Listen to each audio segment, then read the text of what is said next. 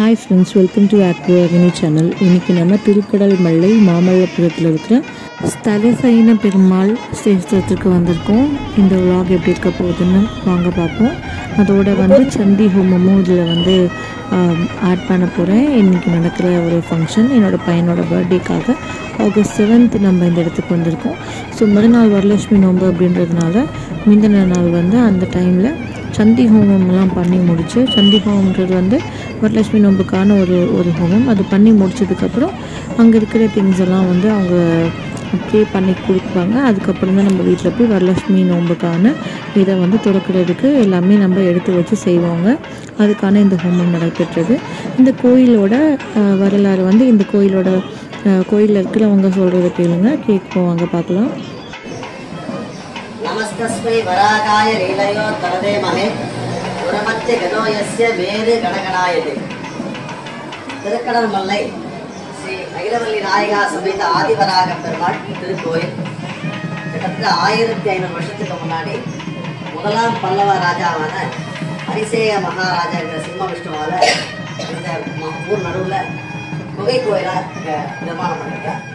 இந்த கோவிலில் ஆதிவராக பெருமாள் அகிலவல்லி தாயாரோடையும் பக்கத்தில் லக்ஷ்மி நீராட்டு ஜலக்கிடை பட்ட மாதிரியும், அதுக்கு பக்கத்தில் இந்த பக்கம் மகாவிஷ்ணு பிரயோக சக்கரத்தோடையும், இந்த பக்கம் சக்கரநாராயண ஸ்வரூபமாகவும், பக்கத்தில் துர்கை விஷ்ணு துர்கையாகவும், அதுக்கு பக்கத்தில் மகேந்திர பரனும் அவனுடைய பந்தபுரநாயகி பிராட்டியாக இருக்கா.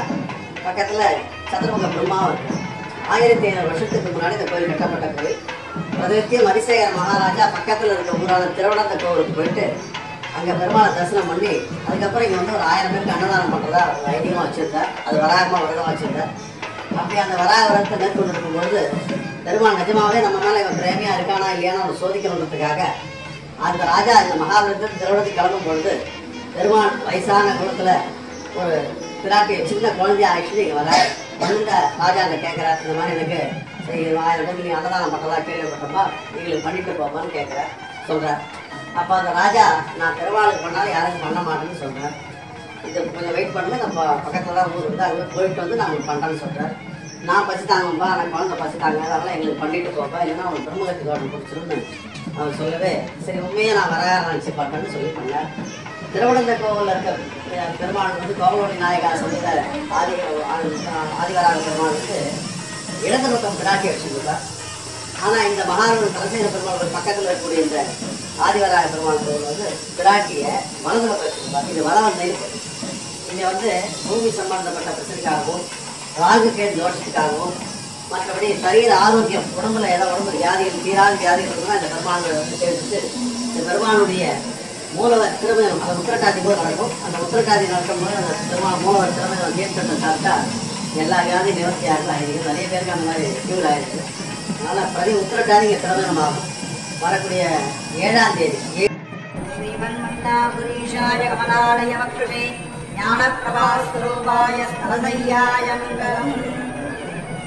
திருக்கடல் மல்லை ஸ்தலசைன பெருமாள். லோகத்திலே இவர் மட்டும்தான் பூமியிலேயே பள்ளி கொண்ட பெருமாள். ஸ்தலம்னா பூமி, சயனம்னா படுக்கன்னு இங்க பெருமாள் பூமியிலேயே சயனிச்சுட்டு இருக்கார். சுவாமிக்கு சதுர்புஜம், ஒரு புஜத்தை சிரசுக்கு ஆதாரமாகவும், ஒரு புஜத்தால வரப்பட்டாருல வாங்கணும், 2 புஜத்தை பூமிக்கு ஆதாயமா வச்சுட்டு இருக்கார். பாதத்துல புண்டரீக மகரிஷி, அந்த ரிஷிக்காக பெருமாள் இங்க வந்தார். அந்த ரிஷிக்காக சுவாமி இங்க வந்து சுவாமி இங்க இருக்கிற கடற்கரை ஜலத்தை கரங்களால தொட்டி இறைச்சதுனால இது அர்த்த சேது ஸ்தலமா கருதப்படுகிறது. 1000-2000 வருஷம் பழமையான ரொம்ப பழமையான ஒரு ஊர், 63வது திவ்ய தேசம் திருக்கடல் மல்லை அப்படின்னு சொல்கிறா. மாமல்லபுரம்னு சொல்கிறோம், மகாபலிபுரம்னு சொல்கிறோம். பூதத்தாழ்வாரோட அவதரித்த ஸ்தலம் இதுதான். 2 ஆழ்வார்கள் ரொம்ப ஸ்பெஷல். அதில் வந்து பூதத்தாழ்வார் வந்து 2வது ஆழ்வார்.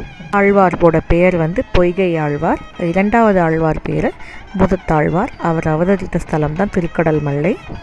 திருமங்கை ஆழ்வாரும் பூதத்தாழ்வாரும் 2 ஆழ்வார்களால் மங்களாசாசனம் பாடப்பெற்ற 63வது திவ்ய தேசம் இந்த ஒரு ஸ்தலம் தான். ரொம்ப ஸ்பெஷலான ஒரு ஸ்தலம். இந்த ஸ்தலத்துக்கு முன்னாடி 7 கோயில்கள் இருந்ததாகவும், 7மே வந்து கடலால் அடைக்கப்பட்டு போயிட்டதாகவும், இந்த ஒரு கோயிலே மிஞ்சினதாகவும் சொல்லிட்டு இருக்காங்க. இந்த ஒரு கோயில் வந்து பாதி கோயில் வந்து கடலுக்குள்ளே தான் இருக்குது, மீதி கோயில் தான் இப்போ நம்ம பார்த்துட்டு இருக்க கோயில்னு சொல்கிறாங்க. பொதுவாக ஸ்கூல் குழந்தைங்க அப்புறம் டூர் எடுத்தாவே வந்து திருமடல் கொள்ளை, அதாவது மாமல்லபுரத்துக்கு வந்து இந்த 7 கோபுரங்கள் எப்படி இருந்தது, இது எப்படி இருந்தது, எப்படி கடலுக்குள்ளே போச்சு, அர்ஜுனன் பீனஸ் எப்படி பண்ணார், அந்த மாதிரி இந்த மாதிரி இடங்கள்ல தான் சுற்றி காமிச்சிட்டு இருப்பாங்க. தலத்தில் சயனிச்ச பெருமாள்னு சொல்கிறாங்க. ஸ்தலம்னா பூமி, பூமியில் சயனம் பண்ணியிருக்கிற பெருமாள் அப்படின்னு சொல்கிறாரு. அவர் 2 புஜமும் பார்த்திங்கன்னா பூமியை தொட்டுட்டு இருக்கும்.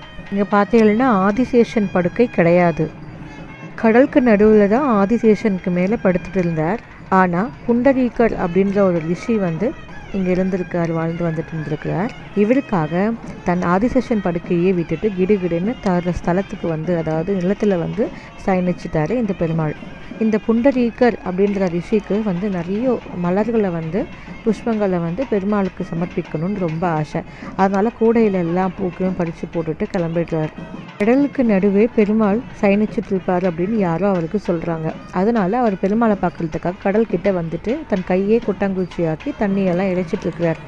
மனத்துள்ளான் மாகணன் நீர் உள்ளான் மலரால் தனத்துள்ளான் வாசன்.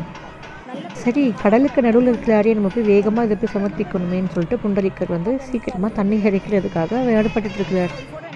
பார்க்குறவெல்லாம் உமக்கு என்ன பித்தான்னு கேட்குறார். இல்லை, நான் கிடுகிடுன்னு கடல் நீரெல்லாம் நிலத்தில் இறைச்சிட்டு நான் பெருமாளை போய் தரிசனம் பண்ண போகிறேன், இந்த புஷ்பங்களெல்லாம் சமர்ப்பிக்க போகிறேன்னு சொல்கிறார். என்ன ஒரு ஆர்வம், என்ன ஒரு வேகம் அப்படின்றத வந்து பெருமாள் கவனிக்கிறார். கண்டிப்பாக இவருக்கு நம்ம கட்டம் கொடுக்கக்கூடாதுன்னு முடிவு பண்ணி பெருமாள் வந்து நம்மளே எழுந்து போயிடலான்னு சொல்லிட்டு எழுந்து இங்கே வந்துடுறார். இவர் ஒரு மாறு வேஷத்தில் வந்து நிற்கிறார். என்ன பண்ணிட்டு இருக்கீங்கன்னு கேட்குறாங்க. நான் தலத்தை வந்து இறைச்சிட்டு இருக்கிறேன், நிலத்திலெல்லாம் இறைச்சி முடிச்சுட்டு கிடுகிடுன்னு பெருமாளை பார்க்க போயிட்டு அவருக்கு புஷ்பங்களால் நான் வந்து அலங்கரிக்கணும்னு அப்படின்னு சொல்கிறார். இப்போது உலகுண்ட பெருவாயன் புண்டரீகர் அப்படின்ற ஒரு விஷயம் பார்த்து எனக்கு பசிக்கிறது அப்படின்னு வந்து கேட்குறார். புண்டரீகருக்கு அவர் பெருமாள்னு தெரியாது, அவர் மாறு வேஷத்தில் வந்திருக்கிறார். அதனால் நான் வந்து நீர் இறைச்சிட்டு இருக்கிறேனே, இந்த வேலையை யாரை பார்க்குறது, நான் பெருமாளை போய் சேவிக்கணுமே அப்படின்னு சொல்கிறார். இந்த வேலையை நான் உமக்காக பார்க்குறேன், நீங்கள் போய் எனக்கு சாப்பிட ஏதாவது இருக்கான்னு பார்த்துட்டு வாங்கோ அப்படின்னு ரொம்ப வந்து ரெக்வஸ்ட் பண்ணுறார் பெருமாள். பெருமாள்னு தெரியாமல் இவரும் நான் பெருமாளுக்கு சேவை பண்ணுறதுக்காக பண்ணிட்டுருக்கேன், ஆனால் இப்படி பண்ணாமல் போனீங்கன்னா உங்களுக்கு பிரம்மஹத்தி தோஷம் பிடிக்கும் அப்படின்னு வந்து அவர் சொல்லவே, சரி நீ வந்து இந்த நீர் இறைச்சின்னு நான் உமக்கு எங்கே ஆகாரம் கிடைக்குமோ பார்த்து எடுத்துகிட்டு வரேன் அப்படின்னு சொல்லிட்டு விட்டுட்டு போகிறார். கையில் வச்சுருந்த பூக்கோடைய புண்டரீகர் பெருமாள் கிட்ட கொடுத்துட்டு அவர் ஆகாரம் தேடி போகிறார். பெருமாள் தானே சொல்லவா வேணும், தண்ணி இறக்கிற வேலையை தான் பார்ப்போன்னு சொல்லிட்டு இவர் தான் ஆல்ரெடி தண்ணியிலேருந்து எழுந்தழுவி வந்துட்டார். பரவாயில்லன்னு சொல்லிட்டு தண்ணியெல்லாம் அந்த பக்கம் எடுத்து மூவ் பண்ணிடுறார். நீரெல்லாம் இறைச்ச பெருமாள் தான் கையை வந்து தரையில் பூமியில் வச்சு நிலத்தில் வந்து சாஞ்சு அப்படியே வந்து படுத்துடுறார். இந்த நேரத்தில் புண்டரீகர் சாப்பாடெல்லாம் எடுத்துகிட்டு ஆகாரமெல்லாம் எடுத்துகிட்டு வரார். வந்துட்டு எங்கே ஜலத்தெல்லாம் காணும், நான் இறைச்சிட்டேன் அப்படின்னு சொல்கிறார். இலைப்பாடிட்டுருக்கார். முதல்ல நீ கொண்டு வந்ததை எனக்கு தாரியெல்லாம் நான் சாப்பிடணும், எனக்கு பசியாக இருக்குது அப்படின்னு சொல்கிறார். இவரும் தான் சாப்பிட்றதுக்கு கொடுக்கறதுக்கு முற்படுறார். என்ன சுவாமி, எனக்காக ஏதோ காரியம் பண்ணுறேன்னு சொல்லிட்டு இப்படி இலைப்பாடிட்டு இருக்கிறீங்களேன்னு கேட்குறாரு. முதல்ல நீ கொண்டு வந்ததே எனக்கு வந்து கொடுங்க, ஆகாரம் ஆகணும், அதுக்கப்புறம் பார்க்கலாம் அப்படின்னு சொல்கிறார். நீங்கள் சொன்ன வேலையெல்லாம் முடிச்சாச்சு, இந்த காரியத்தை நீங்கள் எவ்வளோ நாள் ஆனாலும் பண்ணியிருக்க முடியாது, நான் பண்ணிட்டேன் அப்படின்னு சொல்கிறார். இதோ பாரு, எல்லா நீரையும் நான் இறைச்சிட்டேனே, எல்லா ஜலமும் அந்த பக்கம் போயிருத்தே அப்படின்னு சொல்கிறாரு. அப்போ உள்ள பெருமாள் இருக்கணுமே அப்படின்னு கேட்குறாரு. ஆமாம், பெருமாள் இருக்கிறார், நான் தான் அந்த பெருமாள் அப்படின்னு சொல்லிட்டு இவர் வந்து புண்டரீகருக்கு அவதாரம் காமிக்கிறார். தான் ஆதிசேஷன் படுக்கையும் திறந்து, தான் பார்க்கடலையும் திறந்து, சயன கோலத்தையும் திறந்து புண்டரி மகரிஷிக்காக இந்த இடத்துல வந்து ஸ்தல சயன பெருமாளாக வந்து அவதரிச்சிருக்கிறார். ரொம்ப அற்புதமான ஒரு சயன திருக்கோலம்ங்க இந்த கோயில். இந்த ஸ்டேட்மெண்ட்க்கு ஒரு அழகான ரிசைட் போயம் இருக்குது, அதை பாருங்கள், ரிப்ரைஸ் பண்ணுறேன். கேண்ட சீரானை அம்மானை தொண்டர் தங்கள் சிந்தையுள்ளே முளைத்தெழுந்த தீங்கரும்பினை போரானை கொம்புசித்த போரேற்றினை புனர் மருதமிர நடந்த பொற்குன்னினை காரானை இடர்கடிந்த கற்பகத்தை கண்டது நான் கடல் மல்லை தலசயனத்தே. 2ஆம் பத்து 5ஆம் திருமொழி, மொத்தம் 20 பாசுரங்கள் திருமங்கையாழ்வார் பாடுறார். தலசயன பெருமாள் 4 திருக்கரங்களோட கை ஆஸ்துவான அஸ்தம் அப்படின்ற ஒரு போஸ்டரில் இருக்குது. என்ன அர்த்தம்னா, நம்ம பெருமாளை அவரே வந்து நம்மளை பார்த்து கூப்பிட்டு நம்மளை வந்து ஆசீர்வதிக்கிறார் அப்படின்னு அர்த்தம். 2 கைகளையும் படுக்கையிலேயே வந்து ரொம்ப அழுத்தமாக வச்சுருக்கிற பெருமாள் டெம்பிளுக்கு பின்னாடியே வந்து திருவழவேந்தை அப்படின்ற ஒரு பெருமாள் கோயிலும் இருக்குது. தமருள்ளன் தஞ்சை தலையரங்கம் தன்கால் தமருள்ளும் தன் பொறுப்பு வேலை தமருள்ளும் மாமல்லை கோவல் மதில் குடந்தை என்பதே ஏவள்ள எந்தைக்கிடம் அப்படின்னு ஆழ்வார் பாடியிருக்கிறார். பூதத்தாழ்வாரோடவும் திருமங்கை ஆழ்வாரோடவும் பாசுரப்பாட பெற்று சயனிச்சு கொண்டிருக்கிற எம்பெருமான் ஸ்தல சயன பெருமாள். புஜங்க சயனம், கிழக்கு நோக்கிய திருக்கோலம், உலகுய்ய நின்ற பெருமாள் உற்சவர், நிலமங்க தாயார், தனி கோயில் நாச்சியார், புண்டரீக புஷ்கரணி. புண்டரீக மகரிஷிக்காக இவ்வளவும் பண்ணார், அதனால புண்டரீக புஷ்கரணி அப்படின்ற ஒரு குளம் அதுக்குள்ளே இருக்குங்க. ஆழ்வாருக்கு தனியான ஒரு சன்னதி இருக்குது. அவர் அவதரித்த ஸ்தலன்றது இந்த திருக்கடல் மல்லையில் இருக்கிற இந்த புண்டரீக புஷ்கரணி இருக்கிற இந்த ஸ்தலஸ்தயன பெருமாள் கோயில் இருக்குது. அப்புறம் திருமங்கை ஆழ்வாரோட அவதரித்த ஸ்தலம் வந்து காஞ்சிபுரத்தில் இருக்குங்க. இந்த ஸ்தலத்தில் இருக்கிற தாயாரோட பேர் நிலமங்கை தாயார். மற்ற ஸ்தலத்தில் இருக்கிற மாதிரி தாமரை பூ மேலே அந்த புஷ்பத்தில் மேலே அமர்ந்திருக்க மாட்டாங்க. அதுக்கு பதிலாக வந்து தனி சன்னதியில் தரையில் அமர்ந்து அருள் பாலிக்கிறாங்க. இந்த ஸ்தலத்தில் இருக்கிற பெருமாள் தன் வலது கரத்தை தன் மார்பின் மீது உபதேச முத்திரையாக வச்சிருக்கிறாரு. இதனால இந்த கோயிலுக்குள்ளே பெருமாளை தரிசித்து வர்றவங்களுக்கு திருப்பார்கடல் வைகுண்டநாதனை தரிசித்த பலன் கிடைக்கும்னு சொல்கிறாங்க அப்படின்னு ஒரு ஐதீகமும் இருக்குது. உற்சவர் பெருமாளுக்கு உலகியே நின்றான் அப்படின்னு ஒரு பெயரும் இருக்குது. கோயிலில் பெருமாளின் காலடியில் புண்டரீக ரிஷி அமர்ந்திருக்கிறதாக காணலாம். 12 ஆழ்வார்களில் ஒருவரான பூதத்தாழ்வாரின் அவதார ஸ்தலம்னு சொல்லியிருக்கிறேன். பூதத்தாழ்வாரும் திருமங்கை ஆழ்வாரும் இந்த தலத்தில் வந்து மங்களாசாசனம் செய்திருக்கிறாங்க. கலை வேலைப்பாடுகள் வந்து ரொம்ப ரொம்ப ரொம்ப ரொம்ப அழகாக இந்த ஸ்தலத்தில் இருக்கும். அத்த சேது அப்படின்னு இதை வந்து அழைக்கிறாங்க. இந்த ஸ்தலம் வந்து திருக்கடல் மல்லை, மகாபலிபுரம், மாமல்லபுரம் அப்படின்னு சொல்லிட்டு வராங்கங்க. நான் சொன்ன மாதிரி இது அத்த சேது சேஸ்திரம் அப்படின்னு சொல்கிறாங்க. சுமார் 2000 ஆண்டுகள் பழமை வாய்ந்த இந்த ஸ்தலம் 14ஆம் நூற்றாண்டில் விஜயநகர பேரரசு காலத்தில் விஜயநகர மாமன்னர் பராங்காகுசன் அப்படின்ற ஒரு ஆகம விதிப்படி இந்த ஸ்தலத்தை கட்டி பெருமாளை வழிபட்டு வந்ததா ஸ்தல வரலாறு சொல்லுது. பல்லவ மன்னர்கள் தங்களது ஆட்சி காலத்தில் கட்டப்பட்ட பல கோயில்கள் கடல் சூழ்ந்து கொண்டிருக்குது. இந்த கடற்கரையை தாண்டி ஊருக்குள்ளே கட்டப்பட்டிருந்த இந்த ஒரு கோவில் மட்டும்தான் இந்த பெருமாள் சயனத்தை திருக்கோலத்தில் காட்சியளித்து வந்துட்டு இருக்கு. பக்தர்களின் வேண்டுதல்களை நிறைவேற்றி இந்த கோயில் வந்து நிறைய நன்மைகளை செஞ்சுட்டு வந்திருக்கு. இந்த சயன கோலத்தில் பெருமாள் காட்சி அளிக்கும் ஸ்தலங்களில் இதுவும் ஒன்று. 12 ஆழ்வார்களுக்கும் இந்த கோயிலில் தனித்தனி சன்னதிகள் இருக்குது. இந்த கோயிலில் மூலஸ்தானத்தில் 4 திருக்கரங்களோட பூதேவி ஸ்ரீதேவி இல்லாமல் படுத்த நிலையில் வேறு எங்கேயும் இல்லாத எளிமையான திருக்கோலத்தில் ஸ்தலசயன பெருமாள் காட்சியளிக்கிறாருங்க. உற்சவர் ஸ்ரீதேவி பூதேவியுடன் இணைந்து அருள் பாலிக்கிறாங்க. இந்த ஸ்தலத்தில் தனி சன்னதியில் பெருமாளின் நிரூபணமும் நிலமங்கை தாயாரும் ஆண்டாலும் அருள் பாலிக்கிறாங்க. இப்போ நம்ம ஆண்டாள் சன்னதிக்கு கீழே தான் வந்து நம்ம வந்து ஹந்தி ஹோமம் பண்ணிகிட்ருக்கோம். கோயிலோட வெளிச்சுவற்று பகுதியில் பார்த்திங்கன்னா ஆஞ்சநேயர், ராமர், பூதத்தாழ்வார், கருடன் ஆழ்வார், அதாவது 12 ஆழ்வார்கள் தனி சன்னதியும் அதோடு சேர்த்து லட்சுமி நரசிம்மருக்கு தனித்தனி சன்னதிகளும் இருக்குது. கடன் தொல்லை தீரும் லட்சுமி நரசிம்மரின் சன்னதியின் எதிரில் உள்ள சுவரில் லட்சுமி நரசிம்மரின் ரிணவி மோஷன ஸ்தோத்திரம் அப்படின்றது பதிக்கப்பட்டிருக்கு. இந்த புஷ்கரணி 2 புஷ்கரணிகள் இருக்குது. இதில் புண்டரீக புஷ்கரணி ஒன்று, அப்புறம் கருட நதி அப்படின்னு ஒன்று இருக்குது. விமானம் பார்த்திங்கன்னா தாகனகிருதி ஆனந்த விமானம் சொல்கிறாங்க. ஸ்தலசயன பெருமாள் வந்து உலகுய்ய நின்றான் அப்படின்னும் இந்த உற்சவருக்கு ஒரு பேர் இருக்குது. தாயார் வந்து இக்கோயிலில் தனி சன்னதியில் சொன்ன மாதிரி மற்ற கோயில்களில் இருப்பது போல் தாமரை புஷ்பத்தில் இல்லாமல் தனியாக, அதாவது உலகளந்தவரே வந்து தரையில் படுத்திருக்கும் போது அதே மாதிரி இது நிலமங்கை தாயாரும் வந்து தரையில் தான் உட்காந்துருப்பாங்க. அதுதான் இதோட ரொம்ப ஸ்பெஷல். இந்த ஸ்தலத்தில் பார்த்திங்கன்னா சித்திரை பிரம்மோற்சவம், வைகுண்ட ஏகாதசி விழா வந்து ரொம்ப சிறப்பான முறையில் வந்து கொண்டாடப்படுது. புண்டரீக புஷ்கரணி தீர்த்தத்தில் மாசி மகத்தன்று வந்து தெப்பக்குள உற்சவம் அப்படின்றது நடைபெறுது. பிரதோஷம், பெருமாள் நட்சத்திரத்தை தினம், அப்புறம் செவ்வாய் மற்றும் ஞாயிற்றுக்கிழமைகள் மாலையில் வந்து லட்சுமி நரசிம்மருக்கு பானகம் படைச்சு நெய் தீபம் ஏற்றி ருணவி மோஷன ஸ்தோத்திரம் கூறி வாழ்வு சிறக்கும், கடன் தொல்லை தீரும் என்பது ஐதீகம் சொல்கிறாங்க.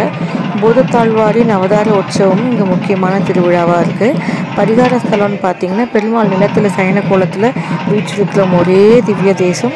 இத்தலத்தில் வந்து நிலத்தில் சயனத்திற்கும் பெருமாளையும் தாயாரையும் அர்ச்சனை செய்து வழிபட்டு வந்தால் நிலம் வீடு சம்பந்தப்பட்டமான பிரச்சனைகளாக இருந்தால் தீரும், புதுசாக வீடு வாங்குவாங்க அப்படின்னு சொல்கிறாங்க. அப்புறம் அசைக்க முடியாத நம்பிக்கை நிறைய இருக்குது. அப்புறம் வந்து பார்த்திங்கன்னா பித்ரு சாபம் போக்கும் ஸ்தலமாகவும் இது விளங்குது. திருமண தடை நீங்கவும் இந்த ஸ்தலத்தில் வந்து பெருமாள் கிட்ட பிரார்த்தனை செஞ்சு கொள்கிறாங்க. குழந்தை இல்லாதவர்கள் பிரார்த்தனை செஞ்சாலும் புத்திர பாக்கியம் உண்டாகும்னு சொல்கிறாங்க. பக்தர்களின் நம்பிக்கை புஷ்கரணி தெப்ப குளத்தில் நீராடி மகாலி அமாவாசை உள்ளிட்ட விசேஷ தினங்கள் திதி தர்ப்பணம் கொடுத்தால் வந்து காசி கயா ராமேஸ்வரத்தில் கிடைக்கிற புண்ணியத்தை விட பன்மடங்கு புண்ணியமும் இந்த மனநிறைவும் மகிழ்ச்சியும் கொடுக்கும் அப்படின்னு இந்த புராணத்தில் கூறப்பட்டிருக்கிறதா சொல்கிறாங்கங்க. இந்த ஸ்தலம் பார்த்திங்கன்னா காலையில் 6:30 மணிக்கு வந்து திறக்கிறாங்க. அப்புறம் 12 மணிக்கு நட சாத்துறாங்க. திருப்பி மாலை 3 மணிக்கு திறந்து 8:30 மணிக்கு வந்து நட சாத்துறாங்க. கோயில் பார்த்திங்கன்னா சென்னையிலேருந்து ரொம்ப ரொம்ப ரொம்ப ரொம்ப கிட்ட புறநகரில் உள்ள வரலாறு சிறப்புமிக்க நகரமான இந்த மகாபலிபுரத்தில் திருமலைக்கல்லியில் வந்து பார்த்திங்கன்னா இந்த கோயில் அமைஞ்சிருக்கு. இந்த சாலையில் மெயின் ரோட்லேயே போகும்போது ஒரு பஸ் ஸ்டாண்ட் மாதிரி ஒரு அமைப்பு இருக்கும், அதுதான் கோயில்.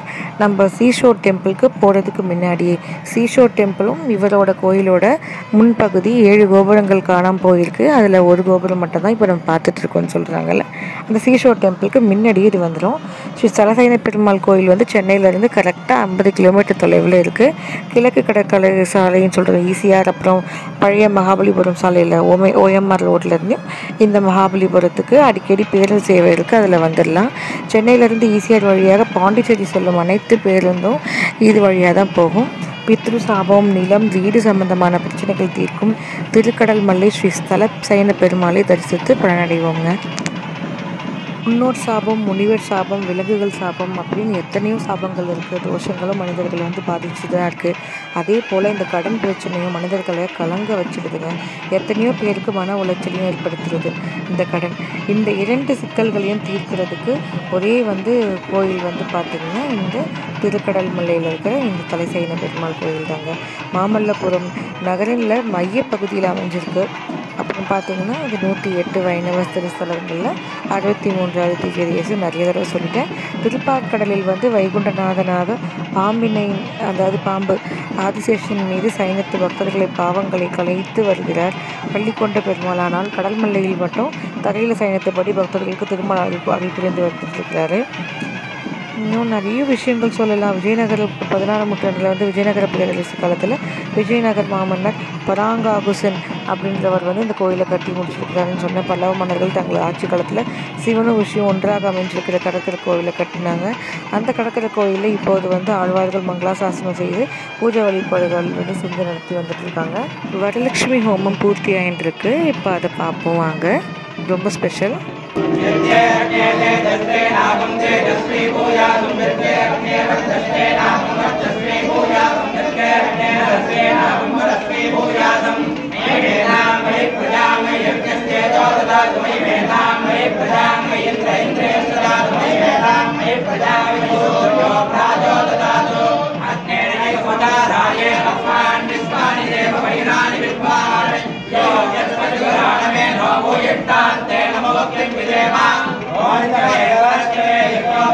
Namaste.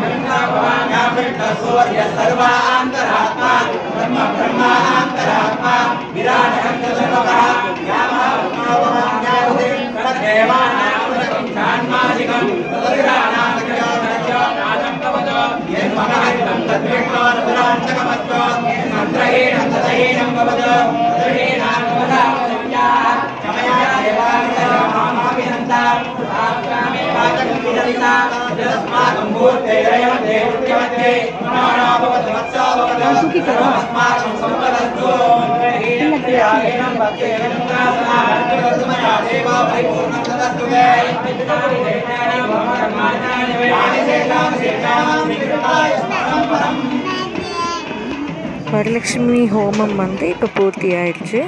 இந்த சடங்கு பார்த்திங்கன்னா லக்ஷ்மி தேவியோட செழிப்பு மற்றும் நல்வாழ்வுக்காக ஆசீர்வாதங்களை வேண்டி அர்ப்பணிக்கப்படுது. இந்த ஹோமம் அஷ்டலட்சுமியான 8 வடிவங்களையும் வேண்டி செய்யப்படுறது. மேலும் பார்த்திங்கன்னா இது செல்வம், ஆரோக்கியம் மற்றும் மகிழ்ச்சியை கொண்டு வருவதாக நம்பப்படுது. இந்த ஹோமம் ஸ்ரவணத்தில் அதாவது ஸ்ரவணத்தில் பௌர்ணமிக்கு முந்தைய வெள்ளிக்கிழமை, பௌர்ணமி நாள் இல்லைன்னா பௌர்ணமிக்கு முந்தைய நாள் இதை அனுசரிக்கப்படுறது. வரலட்சுமி விரதத்தின் போது இது ஒரு குறிப்பிடத்தக்க பகுதியாக கருதப்படுறது. வரலட்சுமி ஹோமத்தில் முக்கியத்துவம் நிறைய இருக்குது. ஃபஸ்ட்டு பார்த்திங்கன்னா தேவியை நம்ம ஆவாகனம் பண்ணி அழைக்கிறது. இந்த ஹோமம் லக்ஷ்மி தேவியை அழைச்சி வாழ்க்கையின் பல்வேறு அம்சங்களுக்கு அவளது ஆசீர்வாதங்களை பெறுவதற்கு செய்யப்படுறது. அப்புறம் பார்த்திங்கன்னா செல்வம் மற்றும் செழிப்பு, இது முதன்மையான விஷயம். பார்த்திங்கன்னா செல்வம், மிகுதி மற்றும் நிதி சிரத்தன்மையை பெறுறதுக்காக நம்ம செய்யப்படுற யாகம் இது ஒரு ஹோமம். ஆரோக்கியம் மற்றும் நல்வாழ்வு, இந்த சடங்கு செய்கிறது மூலிமா ஆரோக்கியம், செழிப்பு மற்றும் ஒட்டுமொத்த நல்வாழ்வையும் தருவதாக நம்பப்படுறது. பாதுகாப்பும் வெற்றியும், தடைகளை நீக்கி முயற்சிகளை வெற்றி உறுதி செஞ்சு அது வரலட்சுமி ஹோமம் செய்யப்படுறதா சொல்கிறாங்க. வாழ்க்கையின் துணை நீண்ட ஆயுள் பெறுவதற்கு பெண்கள் பெரும்பாலும் தங்கள் கணவர்களோட நீண்ட ஆயுள்களுக்காக தான், நல்வாழ்வுக்காக தான் இந்த ஹோமத்தை செய்கிறாங்க. இது எப்படி செய்கிறதுன்னு பார்த்திங்கன்னா, ஒரு புனித நெருப்பு குண்டம், அதாவது ஹோமம் தயாரிக்கப்பட்டு தெய்வத்தை குளிக்கும் ஒரு பானை, கலசம், மா இலை, தேங்காய் மற்றும் பிற நல்ல இந்த ஹோமவுக்கு உண்டான பொருட்கள்லாம் எடுத்து அலங்கரிச்சிருப்பாங்க. அப்புறம் பார்த்திங்கன்னா லக்ஷ்மி தேவிக்கு அவளுடைய பல்வேறு வடிவங்களுக்கும் அர்ப்பணிக்கப்பட்ட மந்திரங்களை ஜபிக்கப்படுறது. மேலும் நெய், தானியங்கள் மற்றும் பழங்கள் போன்ற பிரசாதங்கள் நெருப்பில் படைக்கிறாங்க. ஹோமத்தில் மந்திரங்கள் ஓதுறது, மலர்கள் சமர்ப்பிக்கிறது, அப்புறம் விளக்குகள் ஏற்றுறது, இந்த மாதிரி சிறப்பு பூஜை வழிபாடு செய்யப்படுறாங்க. பூசாரியும் அந்த செய்கிற பட்டரும் ஜீயரும் பக்தர்களும் செழிப்பு, ஆரோக்கியம் மற்றும் மகிழ்ச்சிக்காக லக்ஷ்மி தேவி ஆசீர்வாதங்களுக்காக பிரார்த்தனை செய்யப்படுறாங்க. அப்புறம் பூஜை மற்றும் ஹோமத்திற்கு பிறகு கலசம் அரிசி நிரப்பப்பட்டு ஒரு பாத்திரத்தில் அடையாளமாக வைக்கிறாங்க. அதை எடுத்து ஆண்டு வரை தெய்வத்தின் இருப்பை வீட்டிற்குள்ளே வச்சுருக்கிறாங்க. இது ரொம்ப ஸ்பெஷலான வரலட்சுமி பூஜை இந்த இடத்துல ஸ்டார்ட் பண்ணோம். நான் சர்வீஸ் பிறந்த வருஷத்துலேருந்தே வரலட்சுமி நோன்பு வீட்டில் அனுசரிக்கிறது இல்லை, பண்ண முடியறதில்லை. அதுக்கப்புறம் பார்த்திங்கன்னா பர்த்டே வந்த காரணத்தினால வெளியில் போகணுன்றதுனால இவனும் நடக்காமல் இருக்கிறதுனால நாங்கள் இந்த தடவை திருக்கடல் மல்லை போகலான்னு பிளான் பண்ணியிருந்தோம். ஸோ இந்த கோயிலுக்கு ஸ்பெஷல் பூஜைக்காக நாங்கள் கலந்துக்கிட்டோங்க. வரலட்சுமி நோன்பை நாங்கள் இங்கே தான் இனிதே ஆரம்பித்தோம்.